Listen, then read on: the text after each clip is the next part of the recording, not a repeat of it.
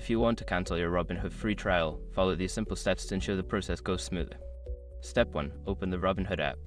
Launch the Robinhood app on your mobile device. Make sure you are logged into your account to access your settings. Step 2. Go to Account Settings. Tap on the account icon, usually located in the bottom right corner of the screen. This will take you to your account settings where you can manage your subscriptions. Step 3. Find subscription options. Scroll through the settings menu until you find the section labeled Subscriptions or Premium Features. This is where you can view your current subscription status. Step 4. Select the free trial. In the subscriptions section, locate the free trial you wish to cancel. Tap on it to view more details about the trial and the cancellation options. Step 5. Confirm cancellation. Follow the prompts to confirm the cancellation of your free trial. Make sure to read any messages regarding the cancellation to understand what will happen next. Once you have completed these steps, your free trial will be cancelled and you will not be charged. If you have any issues, consider reaching out to Robinhood's customer support for assistance.